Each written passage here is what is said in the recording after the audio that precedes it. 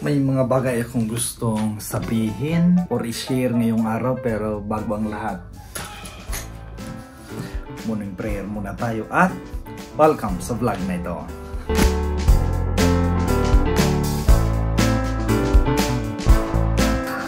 Para yun ang sinabi ko very early this morning. May mga bagay akong gustong sabihin.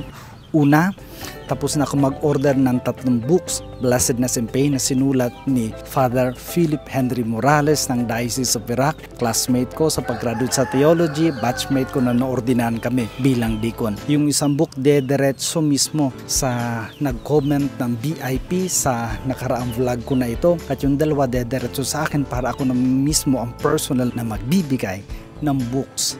Second, ito na lang ang last na kuha ko sa GoPro. Nagbabasa ako ng VIP. Nakakapanginayang.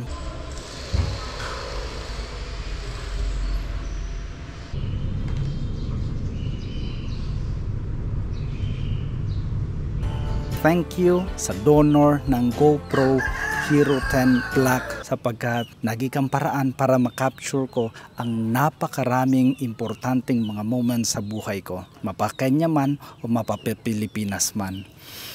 Third, sinabi ko rin sa vlog na ito na mayroon ng magiging official and naging na ng official. May decree of appointment na ako. Parish Team Minister. Membro ako ng team ministry ng parokya ni Santa Rita de Casia. Si Father Gerald ang moderator, si Father Alvin at yours truly, members, at si Father Abong, resident priest namin. Sa wakas, alam ko na kung anong role ko dito sa parokya. Okay lang to, Heinz. Kam, ay pumangkot ako kanimo. Ano ang pinakabahol na natabo kanimo sa adlaw na dya? Pagbakal ko ka cellphone ko. Ay, may bago kang cellphone. Tingnan ko nga. Beautiful. Magkakulay, oh. Aba. Yes. Congratulations. Apir. At para sa akin naman, ang pinakamalaking bagay na nangyari ngayon ay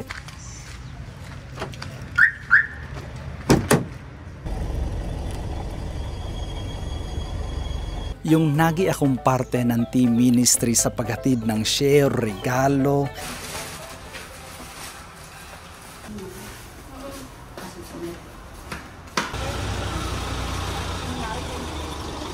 gifts namin sa seminaryo, sa Purcle Monastery, sa Mensa Domini Sisters, sa Bishop's House, at sa orphanage. Kasama ko ang ilang mga youth.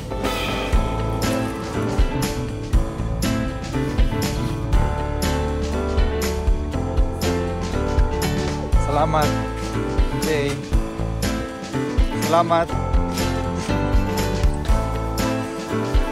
Nag-deliver kami, part yon ng share namin sa nakaraang Harvest Festival ng aming parokya. Hindi ko alam, pero tuwang-tuwa ako pag nagigi akong parte ng nagbibigay. I believe isa ito sa mga reasons kung bakit ako nagpari, kasi may oportunidad sa buhay na pinili ko na ito na makapagbigay or maging dahilan or tulay ba parang iba mabiyayaan. So, yun ang mga bagay na gusto kong sabihin sa inyo, i-share sa inyo sa vlog na ito. Hopefully, kayo rin mismo may mga nakikitang magagandang mga bagay na nangyayari sa inyo, blessing sa inyo, na magiging dahilan para tayo makapagsabi, salamat Lord sa araw na ito, salamat Lord sa buhay na ito. Mas magiging pa akong mabuti kasi inspired ako, kasi generous ka sa akin. Thank you for watching this vlog, and always remember, hindi lang see you next time, kundi you are blessed, you are a blessing.